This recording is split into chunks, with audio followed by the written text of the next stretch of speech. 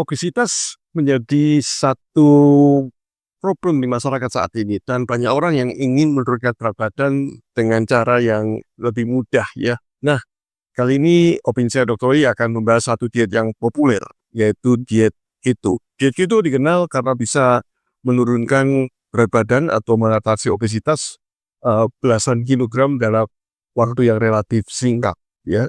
Saya sendiri adalah mantan obesitas dan menggunakan diet keto untuk menurunkan berat badan.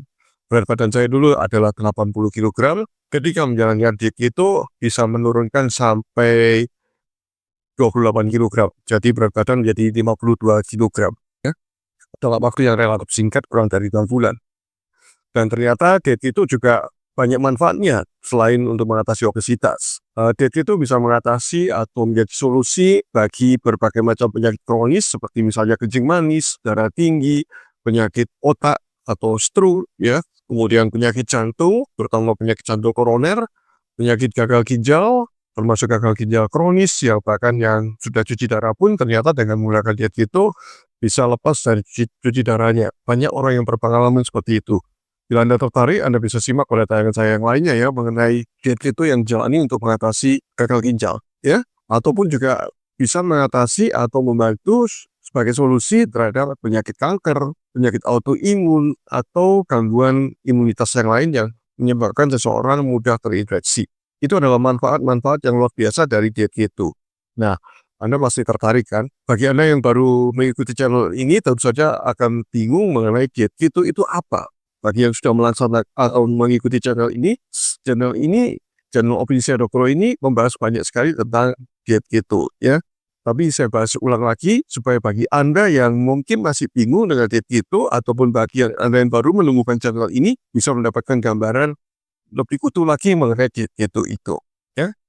Apa sih diet keto itu? Diet keto adalah diet dengan pola makan yang sangat rendah karbohidrat, tinggi lemak, dan moderate protein atau protein secukupnya. Tujuan utama diet ini adalah membuat tubuh masuk ke dalam kondisi ketosis, yaitu tubuh mulai menggunakan lemak sebagai sumber energi utama, bukan karbohidrat. Di dalam tubuh kita bisa menggunakan dua sumber energi, yaitu karbohidrat dan lemak. Ketika menggunakan lemak, maka yang dihasilkan adalah keton sebagai sumber bahan bakar tubuh, ya. Karena itu disebut sebagai kondisi ketosis. Dan dietnya disebut sebagai diet keto. Prinsip dasar diet keto pada umumnya terdiri dari karbohidrat yang sangat rendah, ya, kira-kira 5% saja dari komposisi makanan sehari-hari, ya, dengan total kalau dalam bentuk gram ya kira-kira 20-50 lah. Tapi yang penting sekali sebenarnya adalah lebih rendah lagi, yaitu kurang dari 20 gram per harinya. Kemudian tinggi lemak, sekitar 75% adalah lemak ya, untuk memberikan energi sebagai sumber energi ya. Kemudian protein secukupnya, ini untuk menjaga massa otot ya kira-kira sekitar 20% lah ya, 20-25% lah ya untuk diet keto ini. Adapun cara kerja diet keto ini adalah ketika asupan karbohidratnya rendah, tubuh akan kehabisan glukosa sebagai sumber energi ya, karena energi utama sebenarnya yang dicari tubuh adalah glukosa. Tapi begitu glukosa atau karbohidratnya rendah, tidak ada, bahkan zero karbohidrat, maka tubuh akan menggunakan lemak sebagai bahan bakarnya dan menyebabkan kadar insulin juga turun rendah. Ketika kadar insulin rendah, maka tubuh akan memperbolehkan membakar lemak, membongkar lemak. Insulin itu mengunci lemak soalnya ya. Jadi ketika kadar insulin tinggi, maka lemak akan sulit dibakar. Dan yang terjadi sebaliknya, terjadi penimbunan lemak justru. Karena itu kendalikan insulin Anda dengan cara menekan konsumsi karbohidrat serendah-rendahnya. Sebagai gantinya, ketika karbohidrat rendah, maka hati liver akan memecah lemak yang disimpan di dalam liver itu, kemudian dihasilkan keton sebagai sumber energi untuk otak maupun bagian-bagian tubuh lainnya. Itu prinsip dari cara kerja diet keto ya. Adapun beberapa jenis diet keto adalah pertama diet keto standar yang saya sebutkan tadi itu dengan sangat rendah karbohidratnya, tinggi lemak dan moderate protein ya. Karbohidratnya hanya 5%, kemudian lemaknya 75% dan kira-kira 20% adalah protein. Ada jenis yang lainnya disebut sebagai keto cycles ya, keto siklus atau cyclical keto diet, CKD singkatannya, dan juga targeted keto diet TKD. Dua jenis ini sering dipakai oleh atlet-atlet profesional, terutama atlet angkat berat maupun juga binaragawan. Ya. Selain itu ada juga diet keto yang tinggi protein.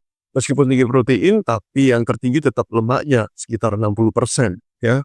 Kemudian proteinnya sekitar 35% dan karbohidratnya hanya 5% saja. Adapun manfaatnya, seperti yang saya sebutkan tadi itu, adalah menurunkan berat badan, mengatasi berbagai macam penyakit kronis, dan keuntungan yang lainnya juga adalah sumber energi yang stabil bagi tubuh ini, terlebih lagi untuk otak, sehingga otak tidak terjadi brain fog, ya, perkabutan otak. Karena kalau menggunakan gula sebagai sumber energinya, maka relatif tidak stabil sumber energi di otak itu naik turun begitu, mengakibatkan terjadi brain fog. Salah satunya kita mudah emosional, tidak bisa berpikir jernih. Nah, keton mengatasi problem itu. Ya. Kemudian juga bisa memanfaatkan untuk fungsi-fungsi perbaikan neurologi, ya, saraf-saraf. Karena itu diet keto ini bisa juga dipakai untuk penderita epilepsi. Lalu bagaimana cara makannya? Ya, apa yang bisa dimakan oleh diet keto ini ketika tinggi lemak, rendah karbohidrat, dan moderate protein? Ya, sumber lemak antara lain alpukat, minyak zaitun, minyak kelapa, mentega, ataupun kacang-kacangan, kecuali kacang merah atau kacang Arab, ya. Kemudian proteinnya Anda bisa ambil dari daging, ikan, telur, dan produk hewani lainnya. Dan tentu saja di dalam produk hewani ini pasti mengandung lemak, kan, ya. Dan Anda yang penting adalah Anda pilih makanan dari sumber hewani. Apapun sumber hewani pasti rendah karbohidrat, tinggi lemak, dan moderate protein. Ya. Kemudian karbohidratnya didapat dari mana? Karbohidrat bisa didapatkan dari bumbu masakan. Ya. Anda masih bisa menggunakan bumbu masakan. Jadi makanannya boleh digoreng, boleh ditumis, ataupun dimasak yang lainnya seperti masak sehari-hari itu. Tentu saja itu mengandung bumbu, kan? Dan itu menjadi membagikan selera makan Anda. Ya. Tidak harus dihindari, bumbu itu tidak harus dihindari, tapi Anda bisa pakai atau bisa gunakan. Ya. Bisa diperbolehkan dan dikonsumsi. Sumber karbohidrat yang lain adalah sayuran yang berwarna hijau, baik daun, batang, kemudian kubis juga Anda bisa konsumsi, brokoli juga Anda bisa konsumsi untuk selama melakukan diet keto ini. Dan makanan yang perlu dihindari adalah nasi, mie, jagung, semua umbi-umbian, ya, termasuk juga wortel, ubi jalar, ketela pohon, itu dihindari. Ya. Kemudian pasta, roti, dan semua makanan bertepung, semua makanan atau minuman manis baiknya dihindari, termasuk juga alkohol Anda hindari juga. Ya. Nah, karena makanan yang saya sebutkan terakhir itu adalah makanan yang banyak mengandung karbohidrat. Ya. Lalu bagaimana dengan buah? Buah yang diperbolehkan seperti yang saya sebutkan tadi, alpukat salah satunya, dan stroberi. Ini sebaiknya Anda benar-benar membatasi konsumsi buah, karena buah sendiri tinggi fruktosa yang justru akan dampak negatif bagi tubuh Anda. Sudah saya bahas bahasan mengenai buah ini terhadap dampaknya terhadap kesehatan. Ya, Anda bisa simak juga di sana. Ya. Kemudian ketika Anda menjalankan diet keto ini, jangan kaget ketika di awal-awal mungkin ada efek samping. Tidak semua yang bisa tidak semua terjadi ini, ya. Tetapi mungkin bisa terjadi pada diri Anda pada awal-awal ketika diet keto itu, yang disebut sebagai keto flu. Gejala sementara yang menyerupai flu, seperti misalnya kelelahan, sakit kepala, mual, sakit muntah mungkin, kemudian gangguan tidur, ya. Bahkan kadang-kadang bisa cemas karena takut ini apakah hal yang buruk atau tidak. Jangan khawatir, itu hanya temporary saja. Biasanya hal itu disebabkan karena sebab yang kedua yaitu keseimbangan elektrolit yang terganggu dan juga relatif dehidrasi. Mengapa demikian? Karena ketika Anda awal melakukan diet keto ini dengan rendah karbohidrat, maka cadangan gula dalam bentuk glikogen di dalam tubuh ini akan berkurang secara drastis, ya, bahkan habis. Glikogen inilah yang mengikat air.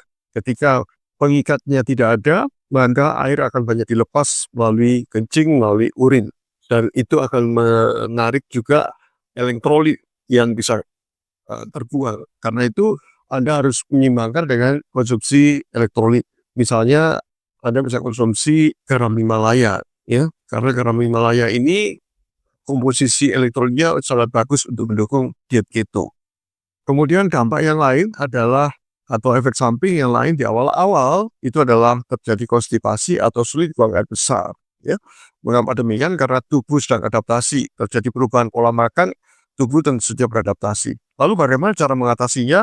Pertama adalah Anda perbanyak konsumsi air. Ya, kedua sebaiknya Anda rileks. Ya, ditandai dengan tidur yang cukup, tidur yang nyenyak. Ya, tentu saja itu akan membantu Anda untuk mengatasi konstipasi. Selain itu juga Anda banyak bergerak, ya.